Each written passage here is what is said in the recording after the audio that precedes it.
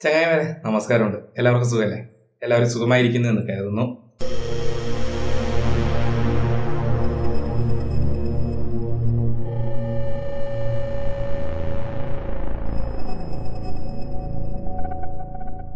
മഹാറാണി തന്റെ അച്ഛനെ, അതായത് മന്ത്രിമുഖനെ കാണാൻ വരുന്നത് മുതലാണ് 6ാമത്തെ എപ്പിസോഡ് ആരംഭിക്കുന്നത്. ഇനിയും എത്ര കാലം ഈ ലോക്ക്ഡൌൺ ഇങ്ങനെ തുടരാനാണ് ഉദ്ദേശിക്കുന്നത്? ഇപ്പൊ തന്നെ നമ്മുടെ ഖജനാവിലെ പണവും ശേഖരിച്ചു വെച്ചിരിക്കുന്ന ധാന്യങ്ങളുമെല്ലാം തീരാറായി. ഇങ്ങനെ തന്നെ തുടർന്നാൽ കൊട്ടാരത്തിന് സമ്പാദ്യമെന്ന് പറയാൻ ഒന്നും തന്നെ കാണില്ല എന്ന് മഹാറാണി അച്ഛനോട് പറയുന്നു. അധികാരമെന്ന് വെച്ചാൽ വെറും സ്വത്തും പണവും സമ്പാദിക്കൽ മാത്രമല്ല, സകലരുടെയും മേൽ ആധിപത്യം നേടുക എന്നതുകൂടിയാണ് എന്നൊരു കിടിലൻ മാസ് ഡയലോഗാണ് അച്ഛൻ മകളോട് പറഞ്ഞത്. ഈ തടാകത്തിനടിയിൽ എത്ര ശവശരീരങ്ങൾ മറവ് ചെയ്തിട്ടുണ്ടെന്ന് അറിയാമോ നിനക്ക്? പക്ഷെ അതിനെക്കുറിച്ച് ഒരുത്തൻ പോലും വായ തുറക്കില്ല. ആ ഭയം, അതാണ് അധികാരം എന്ന് മന്ത്രിമുഖ്യൻ മകളോട് പറയുന്നു. ഞാനല്ലേ ഇവിടുത്തെ മഹാറാണി, അപ്പോ ഞാൻ പറയുന്നതല്ലേ എല്ലാവരും കേൾക്കുകയുള്ളൂ. ഇനി അച്ഛൻ എന്തെങ്കിലും പ്രശ്നം വന്നാൽ അച്ഛനെ ഞാൻ രക്ഷിച്ചോളാം എന്ന് മഹാറാണി അച്ഛനോട് പറയുന്നു.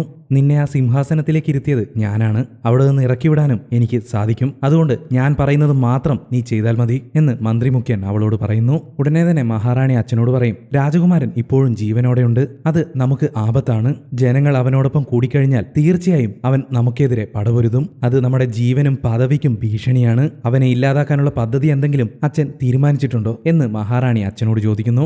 എന്റെ മകനെ കൊന്ന അവനെ എന്റെ കൈകൊണ്ട് തന്നെ ഞാൻ കൊല്ലും എന്ന് ദേഷ്യത്തോടെ പറഞ്ഞിട്ട് മന്ത്രിമുഖ്യൻ അവിടെ നിന്ന് പോകുന്നു. അതിനുശേഷം തലസ്ഥാന നഗരിയാണ് കാണിക്കുന്നത്. ഒരു നാട്ടുരാജാവ് വന്ന് നമ്മുടെ രാജകുമാരന്റെ ഗുരുവിനോട് എത്രയും പെട്ടെന്ന് രാജകുമാരനെ കൊട്ടാരത്തിൽ നിന്നും അയച്ച പടയ്ക്കൊപ്പം പറഞ്ഞയക്കണമെന്ന് അപേക്ഷിക്കുന്നു. ഇല്ലെങ്കിൽ ആ പട ഇവിടെ അക്രമം തന്നെ അഴിച്ചുവിട്ടേക്കാം. സാധാരണക്കാരായ ജനങ്ങളെ അത് വളരെയധികം ബുദ്ധിമുട്ടിച്ചേക്കാം. അവരുടെ ജീവൻ തന്നെ ഇല്ലാതായേക്കാം. അവരുടെ നാട്ടുരാജാവായ എനിക്ക് അത് കണ്ടു നിൽക്കാനാവില്ല എന്ന് അയാൾ ഗുരുവിനോട് പറയുന്നു. ആ സമയത്ത് ഒരു പടയാളി അങ്ങോട്ടേക്ക് വന്ന് അങ്ങനെ പറഞ്ഞ ആൾക്കാർ എത്തിക്കഴിഞ്ഞു എന്ന് ഗുരുവിനോട് പറയുന്നു. അത് കേട്ടതോടെ ഗുരു സന്തോഷത്തോടെ പുഞ്ചിരിക്കുന്നു. മറുവശത്ത് മുറിയിൽ അംഗരക്ഷകൻ രാജകുമാരനോട് പറയും, നമ്മൾ എത്രയും പെട്ടെന്ന് ഇവിടെ നിന്ന് പോകണം. ഇവിടെ ആരെയും വിശ്വസിക്കാമെന്ന് എനിക്ക് തോന്നുന്നില്ല. മന്ത്രിമുഖ്യന്റെ പട എപ്പോൾ വേണമെങ്കിലും ഇവിടേക്ക് വരാം. ആര് വേണമെങ്കിലും നമ്മളെ ചതിക്കാം. അതുകൊണ്ട് എത്രയും പെട്ടെന്ന് ആരെയും അറിയിക്കാതെ സുരക്ഷിതമായൊരു സ്ഥലത്തേക്ക് നമ്മൾ പോകണം. അംഗരക്ഷകൻ അത് പറഞ്ഞു തീർന്നപ്പോഴേക്കും ഒരു വലിയ പട തന്നെ രാജകുമാരനെ കൊണ്ടുപോകുന്നതിന് വേണ്ടി അവരുടെ താമസ സ്ഥലത്തേക്ക് എത്തിയിരുന്നു. മഹാറാണിയുടെ കൽപ്പന പ്രകാരം നിങ്ങളെ കൊണ്ടുപോകുന്നതിന് വേണ്ടിയിട്ടാണ് ഞങ്ങൾ വന്നിരിക്കുന്നത്.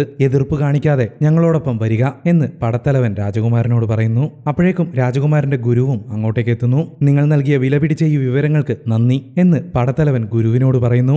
ഗുരു ചതിയനാണെന്ന് മനസ്സിലാക്കിയ അംഗരക്ഷകന് ദേഷ്യം അടക്കാനായില്ല. പടയാളികളെ തടഞ്ഞ് രാജകുമാരനെ സംരക്ഷിക്കുന്നതിന് വേണ്ടി അയാൾ വാളുമെടുത്ത് പടയാളികൾക്ക് നേരെ ചാടിയിറങ്ങുന്നു. പടയാളികൾ അയാളെ ആക്രമിക്കുന്നതിന് വേണ്ടി മുന്നോട്ട് വരുന്നു. ഒരു നിമിഷം എന്ന് പറഞ്ഞ് ഗുരു അവരെ തടയുന്നു. ഞാനാണ് രാജകുമാരനെ വളർത്തിയത്. എനിക്കറിയാം ഒരാൾക്കും അവൻ ദ്രോഹം ചെയ്യില്ല. പടയാളികളായ നിങ്ങൾ രാജകുടുംബത്തിനും രാജകുമാരനും വേണ്ടിയിട്ടാവണം ജോലി ചെയ്യുന്നത്. അതല്ലാതെ മന്ത്രിമുഖ്യൻ പറയുന്നത് കേട്ട് ഭീരുക്കളെ പോലെ ഇങ്ങനെ അടിമപ്പണി ചെയ്യരുത്.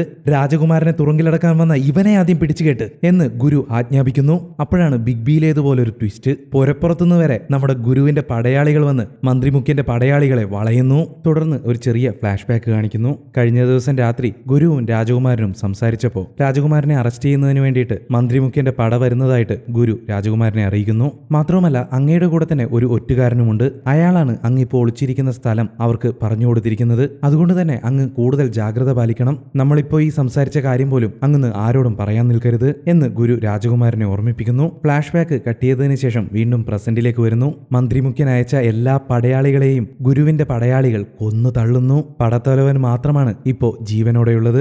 അയാളും മരണത്തോട് മല്ലടിച്ചിരിക്കുകയാണ്. മന്ത്രിമുഖ്യൻ നിങ്ങളെ ഒന്നും വെറുതെ വിടില്ല. അദ്ദേഹം നിന്റെ കഥ തീർക്കും എന്ന് പടത്തലവൻ രാജകുമാരനോട് പറയുന്നു. അവനത് പറഞ്ഞു തീർന്നപ്പോഴേക്കും നമ്മുടെ രാജകുമാരൻ അങ്ങോട്ടേക്ക് ചെന്ന് വാളുകൊണ്ട് അവനെ വെട്ടിക്കൊല്ലുന്നു. ആ സമയത്ത് അവിടെ ഉണ്ടായിരുന്ന നാട്ടുരാജാവ് രാജകുമാരനോട് പറയും, അങ്ങ് എന്താണ് ഈ ചെയ്തിരിക്കുന്നത്? ഇത് എന്റെ അധികാര പരിധിയിലുള്ള സ്ഥലമാണ്. ഇവിടെ വെച്ചാണ് അങ്ങ് മന്ത്രിമുഖ്യന്റെ ആളുകളെ കൊന്നിരിക്കുന്നത്. മന്ത്രിമുഖ്യൻ എന്നെയും എന്റെ ജനങ്ങളെയും വെറുതെ വിടില്ല. എന്റെ ജനങ്ങളെക്കുറിച്ചെങ്കിലും അങ്ങ് ഓർക്കേണ്ടതായിരുന്നു. അപ്പോൾ രാജകുമാരൻ പറയും, എന്നെ തുറങ്കിലടക്കുന്നതിന് വേണ്ടി മാത്രം ഇത്രയും വലിയൊരു പടയെ മന്ത്രിമുഖ്യൻ നിയോഗിക്കുമോ? ഇതിനു പിന്നിൽ മറ്റെന്തോ ഉണ്ട് എന്ന് പറഞ്ഞ് രാജകുമാരൻ അയാളെ സമാധാനിപ്പിക്കുന്നു. ആ സമയത്ത് ഒരു പടയാളി അങ്ങോട്ടേക്ക് ഓടി വരുന്നു. അങ്ങനെ പുറത്ത് വലിയൊരു വലിയൊരു പ്രശ്നം നടക്കുകയാണ്, വേഗം അവിടെ വന്ന് നോക്കിയാലും എന്ന് അയാൾ നാട്ടുരാജാവിനോട് പറയുന്നു. എല്ലാവരും പുറത്തു വന്ന് നോക്കുമ്പോൾ ആയിരക്കണക്കിന് ജനങ്ങൾ കൊട്ടാരത്തിൽ അഭയം പ്രാപിക്കുന്നതിന് വേണ്ടി വെളിയിൽ വന്ന് നിൽക്കുകയാണ്. അത് കണ്ട ആ നാട്ടുരാജാവ്, ഇത്രയും ജനങ്ങൾക്ക് ഞങ്ങളുടെ ഗ്രാമത്തിൽ അഭയം നൽകാൻ സാധിക്കുകയില്ല, അതുകൊണ്ട് കവാടം അടഞ്ഞു തന്നെ ഇരിക്കട്ടെ എന്ന് പടയാളികളോടായി പറയുന്നു. ആ ജനങ്ങളെ ഇപ്പൊ നിങ്ങൾ അകത്തേക്ക് കയറ്റിയില്ലെങ്കിൽ പടർന്നുകൊണ്ടിരിക്കുന്ന മഹാരോഗം വളരെ വേഗം തന്നെ എല്ലാവരിലേക്കും വ്യാപിക്കും. അങ്ങനെ സംഭവിച്ചാൽ ഞാനും നിങ്ങളും നിങ്ങൾ ഈ പറയുന്ന ഗ്രാമങ്ങളും എല്ലാം നശിച്ചില്ലാതാവും എന്ന് രാജകുമാരൻ അധികാരിയോട് പറയുന്നു. ഒരൽപ്പം ചിന്തിച്ചിട്ട് സംസാരിക്കും അങ്ങനെ. ഇത്രയും ജനങ്ങൾ വന്നു കഴിഞ്ഞാൽ അവർക്ക് തങ്ങാനുള്ള ഇടമോ സ്ഥലമോ ഭക്ഷണമോ ഒന്നും തന്നെ ഞങ്ങളുടെ പക്കലില്ല. അതുകൊണ്ട് തന്നെ എനിക്ക് യാതൊരു കാരണവശാലും അവരെ അകത്തേക്ക് വരാൻ അനുവദിക്കാനാവില്ല എന്ന് ആ നാട്ടുരാജാവ് രാജകുമാരനോട് തർക്കിച്ചു പറയുന്നു. കൂടെ ഉണ്ടായിരുന്നവരെല്ലാവരും പലതവണ നിർബന്ധിച്ചിട്ടും അയാൾ അതിന് സമ്മതിച്ചില്ല. അതോടെ ദേഷ്യം വന്ന രാജകുമാരൻ, ഇത്രയും നേരം ഞാൻ നിങ്ങളിൽ ഒരാളായിട്ടാണ് സംസാരിച്ചത്, എന്നാൽ ഇപ്പോ ഒരു രാജകുമാരൻ എന്ന നിലയിൽ ഞാൻ ഉത്തരവിടുകയാണ്. നിങ്ങളെ ഈ പദവിയിൽ നിന്നും ഞാൻ മാറ്റിയിരിക്കുന്നു. ഇനി ഈ ഗ്രാമം എന്റെ അധീനതയിലാണ്. ഇയാളെ തുറുങ്കിലടച്ചേക്ക്.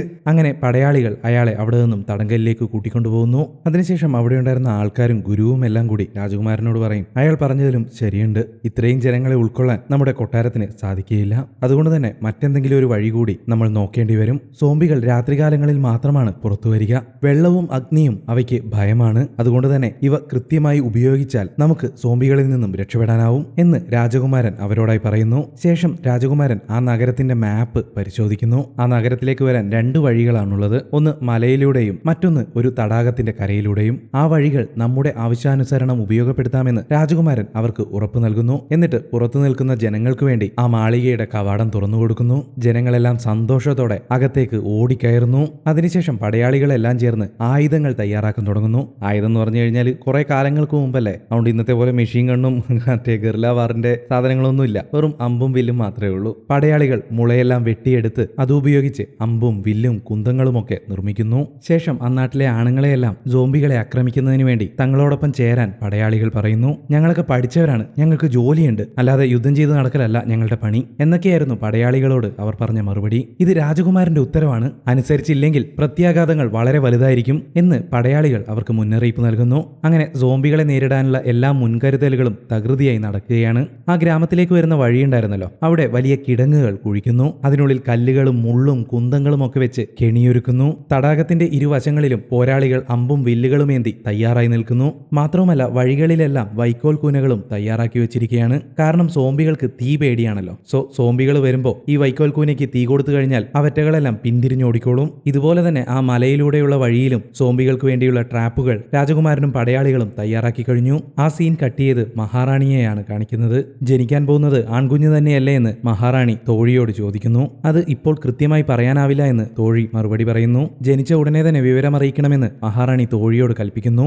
ആ സീൻ കട്ട് ചെയ്ത് ആ ഗ്രാമത്തിലെ ഒരു ഗർഭിണിയായ സ്ത്രീയെയാണ് കാണിക്കുന്നത്. പുള്ളിക്കാരിക്ക് പ്രസവവേദന തുടങ്ങിക്കഴിഞ്ഞു. അധികം വൈകാതെ തന്നെ ആ സ്ത്രീ പ്രസവിക്കുകയും ചെയ്യുന്നു. ഇതേസമയം പുറത്ത് വേറെയും കുറെ ഗർഭിണികളായ സ്ത്രീകൾ കാത്തുനിൽപ്പുണ്ടായിരുന്നു. അവർ അപ്പുറത്തേക്ക് ചെന്ന് കാര്യങ്ങൾ തിരക്കിയപ്പോൾ സുഖപ്രസവമായിരുന്നുവെന്നും അമ്മയ്ക്കും കുഞ്ഞിനും യാതൊരു കുഴപ്പമില്ല എന്നും അവിടെ ഉണ്ടായിരുന്ന വയറ്റാട്ടി ബാക്കിയുള്ളവരോടായി പറയുന്നു. വളരെ സന്തോഷം, ആൺകുഞ്ഞോ അതോ പെൺകുഞ്ഞോ എന്ന അവരുടെ ചോദ്യത്തിന് പെൺകുഞ്ഞാണെന്നും നിങ്ങളിനി ഇവിടെ ഇരുന്ന് കഷ്ടപ്പെടേണ്ട, അവരവരുടെ വീട്ടിലേക്ക് പോയിക്കോളൂ എന്നും പറഞ്ഞ് വയറ്റാട്ടി അവരെ പറഞ്ഞയക്കുന്നു. തുടർന്ന് ആ മുറിക്കുള്ളിൽ എന്താണ് സംഭവിക്കുന്നതെന്ന് കാണിക്കുന്നു. അവിടെ ആ അമ്മയെയും കുഞ്ഞിനെയും കാണാനില്ല. നിലത്ത് മുഴുവൻ രക്തം തളം കെട്ടിക്കിടക്കുകയാണ്. ഒരു സ്ത്രീയാവട്ടെ ആ രക്തമെല്ലാം തുടച്ച് വൃത്തിയാക്കുന്നു. അവിടെ ശരിക്കും എന്താണ് സംഭവിക്കുന്നതെന്ന് വ്യക്തമല്ല. എന്ത് തന്നെയായാലും ഒരു കള്ളക്കളി അവിടെ നടക്കുന്നുണ്ട്. വീണ്ടും മഹാറാണിയുടെ അന്തഃപുരമാണ് കാണിക്കുന്നത്. മഹാറാണിക്ക് കുളിക്കുന്നതിന് വേണ്ടി വെള്ളമൊരുക്കുകയാണ് പരിചാരികമാർ. ആ സമയത്ത് പരിചാരിക മഹാറാണിയുടെ തോഴിയോട് ചോദിക്കും, മഹാറാണിക്ക് സേവ ചെയ്യുന്നതിന് വേണ്ടി കീഴ്ജാതിക്കാരിയായ എന്നെ എന്തിനാണ് തിരഞ്ഞെടുത്തിരിക്കുന്നത്? ജോലി ചെയ്യാൻ പറഞ്ഞാൽ ചെയ്യുക, അല്ലാതെ ചോദ്യങ്ങളൊന്നും ചോദിക്കരുത് എന്ന് തോഴി അവളോട് ദേഷ്യപ്പെടുന്നു. അപ്പോഴേക്കും മഹാറാണി അങ്ങോട്ടേക്ക് എത്തുന്നു. തുടർന്ന് കുളിക്കുന്നതിന് വേണ്ടി മഹാറാണിയുടെ വസ്ത്രങ്ങൾ അഴിക്കുകയാണ് ആ വേലക്കാരി. അഴിച്ചഴിച്ചു വന്നപ്പോഴേക്കും പെട്ടെന്ന് ഒരു നിമിഷം അവൾ അന്തം വിട്ടുപോയി. ഡി, നിന്റെ ഭാവാവിനെയും കാണാനല്ല മഹാറാണി ഇവിടെ വന്നിരിക്കുന്നത്, വേഗം നിന്റെ ജോലി ചെയ്യാൻ നോക്ക് എന്ന് തോഴി അവളോട് ദേഷ്യപ്പെടുന്നു. അതോടെ തന്റെ അന്താളിപ്പൊക്കെ മാറ്റിയിട്ട് അവൾ വേഗം ജോലി തുടരുന്നു. ഡ്രസ്സൊക്കെ മാറ്റിക്കഴിഞ്ഞപ്പോഴാണ് ആ രഹസ്യം നമ്മളും അറിയുന്നത്. മഹാറാണി ഗർഭിണിയല്ല, വയറിൽ തുണി കെട്ടിവെച്ചാണ് താൻ ഗർഭിണിയാണെന്ന് മഹാറാണി എല്ലാവരെയും തെറ്റിദ്ധരിപ്പിച്ചിരിക്കുന്നത്. ആ സീൻ കട്ട് ചെയ്ത് ഗ്രാമത്തലവനെയാണ് കാണിക്കുന്നത്. പുള്ളിക്കാരൻ ആ ലേഡി ഡോക്ടറെ കറക്റ്റ് ചെയ്യുന്നതിന് വേണ്ടിയിട്ട് പല ശ്രമങ്ങളും നടത്തിക്കൊണ്ടിരുന്നു. പക്ഷെ ഒന്നും വർക്കൗട്ട് ആയില്ല. ഇപ്പൊ തന്നെ പുള്ളിക്കാരി കുറച്ച് പച്ചമരുന്നുകളൊക്കെ പറിച്ചിട്ട് വരാൻ പറഞ്ഞതിന് അവിടെ എവിടെയും തെണ്ടിത്തിരിഞ്ഞ് ഒരു കൊട്ട നിറയെ പുല്ലും പറിച്ചുകൊണ്ട് വന്നിരിക്കുകയാണ് പുള്ളിക്കാരൻ. നീ എന്നോട് കുറച്ച് പച്ചമരുന്നല്ലേ ചോദിച്ചത്, ദാ നിനക്ക് വേണ്ടി കഷ്ടപ്പെട്ട് കൊട്ട നിറയെ പച്ചമരുന്നുകൾ പറിച്ചു കൊണ്ടുവന്നിട്ടുണ്ട് ഞാൻ എന്ന് പറഞ്ഞ് ആ കൊട്ട ലേഡി ഡോക്ടറെ ഏൽപ്പിക്കുന്നു. പുള്ളിക്കാരി അത് തെരഞ്ഞു നോക്കിയപ്പോൾ ആവശ്യമുള്ള സാധനം മാത്രം അതിൻ്റെ അതില്ല. എടോ പടുവാഴെ തന്നോട് ഞാൻ പശുക്കൾക്ക് പുല്ല് പറിച്ചുകൊണ്ട് വരാനല്ലല്ലോ പറഞ്ഞത്, പച്ചമരുന്ന് കൊണ്ടുവരാനല്ലേ. തന്നോട് പറയുന്ന സമയം കൊണ്ട് എനിക്ക് പോയിട്ട് പറിച്ചിട്ട് വരായിരുന്നു. ഒന്ന് പോടോ, ഞാൻ തന്നെ പറിച്ചോളാം എന്ന് പറഞ്ഞ് ലേഡി ഡോക്ടർ മരുന്ന് പറിക്കുന്നതിനായി പുറപ്പെടുന്നു. നീ മുന്നാടി പോനാ ഞാൻ പിന്നാടി വാരേൻ എന്ന തമിഴ് പാട്ടും പാടിക്കൊണ്ട് ഗ്രാമത്തലവനും പിന്നാലെ പോകുന്നു. അങ്ങനെ അവർ കാടിനുള്ളിൽ പച്ചമരുന്ന് തിരയുന്നതിനിടയിൽ ഒരു ഗുഹ അവരുടെ ശ്രദ്ധയിൽപ്പെടുന്നു. എന്തോ പൂജയൊക്കെ ചെയ്ത് മന്ത്രിച്ച ചരടുകളും ഏലസുകളും ഒക്കെ കെട്ടിയ ദുരൂഹമായ ഒരു ഗുഹ. ഇതെന്താ ഇങ്ങനെയൊരു ഗുഹ എന്ന് പുള്ളിക്കാരി ഗ്രാമത്തലവനോട് ചോദിക്കുന്നു. അതെന്തോ കൂടോത്രൊക്കെ ചെയ്ത സ്ഥലമാണ്, അങ്ങോട്ടേക്കൊന്നും പോണ്ട എന്ന് ഗ്രാമത്തലവൻ അവളോട് പറയുന്നു. ഒരുപക്ഷെ മരിച്ചവരെ പുനർജീവിപ്പിക്കാൻ കഴിവുള്ള ആ ചെടി ഇതിനുള്ളിലുണ്ടെങ്കിലോ, ഞാൻ എന്തായാലും അന്വേഷിച്ചു പോവുകയാണ് എന്ന് പറഞ്ഞ് ലേഡി ഗുഹയ്ക്കുള്ളിലേക്ക് കയറുന്നു. നീ എന്തൊക്കെ കാണിക്കുന്നു, അങ്ങോട്ടേക്ക് പോകണ്ട എന്ന് പറഞ്ഞ് ഗ്രാമത്തലവൻ അവളെ തടുക്കാൻ ശ്രമിക്കുന്നു. ഞാൻ എന്തായാലും പോവും, നിങ്ങൾ വരുന്നുണ്ടെങ്കിൽ വാ എന്ന് പറഞ്ഞ് ലേഡി ഗുഹയ്ക്കുള്ളിലേക്ക് കയറുന്നു. പ്രണയത്തിന് വേണ്ടി അമേരിക്കയിൽ വരെ ആൾക്കാർ പോകുന്നു, അപ്പോഴാണ് ഒരു ഗുഹ എന്ന് പിറുപിറുത്തുകൊണ്ട് ഗ്രാമത്തലവനും അവൾക്ക് പിന്നാലെ പോകുന്നു. ആ സ്ഥലം ആകെ മഞ്ഞ് നിറഞ്ഞിരിക്കുകയാണ്, നല്ല തണുപ്പ്. ഇനിയും മുന്നോട്ട് പോകണമെങ്കിൽ ഒരു ചെറിയ തടാകം കടക്കണം. നല്ല തണുപ്പുണ്ടായിട്ടും അതൊന്നും വകവയ്ക്കാതെ അവർ ആ തടാകവും കടന്ന് ഗുഹയ്ക്കുള്ളിലേക്ക് കയറുന്നു. അവിടെ ചെന്ന് നോക്കിയപ്പോഴോ അവൾ പറഞ്ഞ പുനർജന്മം നൽകുന്ന ചെടി അവിടെ ഉണ്ടായിരുന്നു. പുള്ളിക്കാരിക്ക് ഭയങ്കരമായ സന്തോഷം. വേഗം തന്നെ അവൾ ആ ചെടി ഓരോന്നായി പറിച്ചെടുക്കാൻ തുടങ്ങി.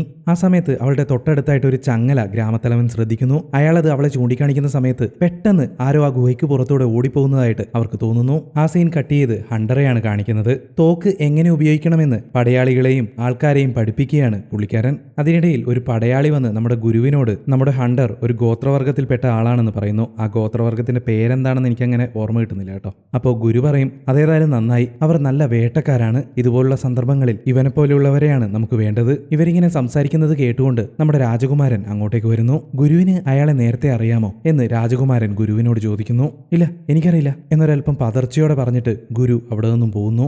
ഇതേസമയം നമ്മുടെ അംഗരക്ഷകൻ, സൂര്യൻ അസ്തമിക്കാറായി, എല്ലാവരും ജാഗ്രതയോടെ ഇരിക്കുക, ആയുധങ്ങൾ എല്ലാവരുടെയും കയ്യിലുണ്ടാവണം, കെണികളെല്ലാം കൃത്യമാണോ എന്ന് ഒന്നുകൂടി വേഗത്തിൽ ചെക്ക് ചെയ്യുക, അവർ വരാനുള്ള സമയമായി, എല്ലാവരും വേഗം തയ്യാറാവൂ എന്ന് എല്ലാവരോടുമായിട്ട് വിളിച്ചു പറയുന്നു. ഏറെ വൈകാതെ തന്നെ സൂര്യൻ അസ്തമിച്ചു തുടങ്ങി. അവിടമെല്ലാം ഇരുട്ട് പരന്നു. വരാൻ പോകുന്ന സോംബി പ്രവാഹത്തെ തടഞ്ഞ് തങ്ങളുടെ ഗ്രാമത്തെ രക്ഷിക്കുന്നതിന് വേണ്ടി എല്ലാവരും തയ്യാറെടുത്ത് നിൽക്കുകയാണ്. ആ സീൻ കട്ട് ചെയ്ത് നമ്മുടെ മന്ത്രിമുഖ്യനെയാണ് കാണിക്കുന്നത്. അയാൾക്ക് മുന്നിൽ പടയാളികൾ ഒരു വലിയ പെട്ടിയുമായി വന്നു നിൽക്കുകയാണ്.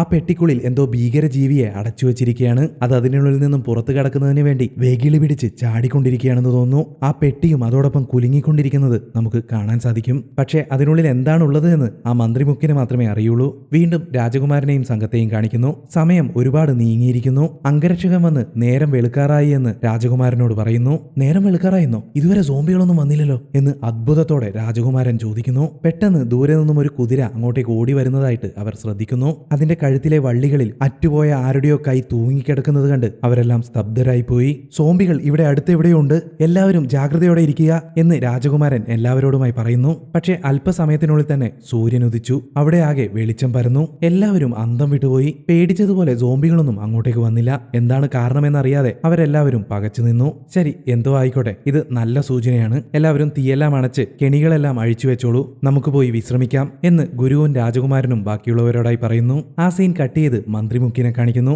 ഇവിടെ നടക്കുന്നതെല്ലാം നേരിട്ട് കാണുന്നത് പോലെ അയാൾ നിഗൂഢമായി പുഞ്ചിരിക്കുന്നു. എല്ലാം അവസാനിച്ചെന്ന് കരുതിയോ? ഇനിയാണ് ആരംഭിക്കാൻ പോകുന്നത് എന്ന് മന്ത്രിമുഖ്യൻ ആത്മഗതം പറയുന്നു. പൊടുന്നനെ രാജകുമാരനും സംഘത്തിനു മുന്നിൽ മലമുകളിൽ നിന്നും പേടിച്ചരണ്ട പക്ഷികൾ അലച്ചുകൊണ്ട് പറന്നു പോകുന്നത് അവർ കാണുന്നു. എന്താണ് സംഭവിക്കുന്നതെന്ന് അറിയാതെ ഭയന്ന് വിറച്ചുകൊണ്ട് എല്ലാവരും ആ ദിശയിലേക്ക് നോക്കി നിൽക്കുകയാണ്. മറുവശത്ത് ആ ഗുഹയ്ക്കുള്ളിൽ ലേഡിയും ഗ്രാമത്തലവനും എന്തോ കണ്ട് ഞെട്ടി വിറയ്ക്കുന്നു. ഇവിടെ നമ്മുടെ രാജകുമാരനാവട്ടെ പക്ഷികൾ പറന്നു വന്ന ദിക്കിലേക്ക് ഒരു തീയം പെയ്യുന്നു. പൊടുന്നനെ ആ ദിക്കിൽ നിന്നും ഭൂമി കുലുങ്ങുന്നത് പോലെ കാലൊച്ചുകൾ കേൾക്കാൻ തുടങ്ങി. ഒരു വലിയ സൈന്യം തന്നെ തങ്ങൾക്ക് നേരെ വരുന്നതായിട്ട് അവർക്ക് തോന്നി. എല്ലാവരും ഭയന്ന് വിറങ്ങലിച്ച് ആ ദിക്കിലേക്ക് തന്നെ നോക്കി നിൽക്കുകയാണ്. കോടമഞ്ഞിലൂടെ ലക്ഷക്കണക്കിന് സോംബികളാണ് അവർക്ക് നേരെ പാഞ്ഞടുത്തുകൊണ്ടിരിക്കുന്നത്. വെളിച്ചം ഭയന്നിരുന്ന സോംബികൾ പകൽ വെളിച്ചത്തിൽ ചീറിയെടുക്കുന്നത് കണ്ട നായകൻ വിറങ്ങലിച്ച് നിന്നുപോയി. ഇതേസമയം ആ ഗുഹയ്ക്കുള്ളിൽ വെച്ച് ലേഡി ഡോക്ടർ ഒരു സത്യം മനസ്സിലാക്കുന്നു. സോംബികൾ ഭയന്ന് നിന്നിരുന്നത് സൂര്യപ്രകാശത്തെ ആയിരുന്നില്ല, അവർ ഭയപ്പെട്ടത് ചൂട് കാലാവസ്ഥയെ ആയിരുന്നു. ഇപ്പോഴാണെങ്കിൽ മഞ്ഞുകാലവും, ഇനി എന്ത് ചൂട്. അതുകൊണ്ടാണ് അവറ്റകളെല്ലാം ഇപ്പോൾ രാവിലെ പുറത്തിറങ്ങിയിരിക്കുന്നത്. എന്ത് ചെയ്യണമെന്നറിയാതെ നമ്മുടെ രാജകുമാരനും സംഘവും ഭയന്ന് വിറച്ച് പകച്ചു നിൽക്കുകയാണ്. കാണുന്നവരെ മുൾമുനയിൽ നിർത്തിക്കൊണ്ടുള്ള ഈ സീനോടുകൂടി ഒന്നാമത്തെ സീസൺ അവസാനിക്കുന്നു. അപ്പോൾ സീസൺ 1 എല്ലാ എപ്പിസോഡുകളും അവസാനിച്ചിരിക്കുകയാണ്.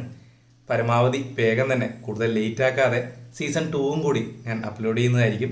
അപ്പോൾ വീണ്ടും കാണാം. അതുവരെ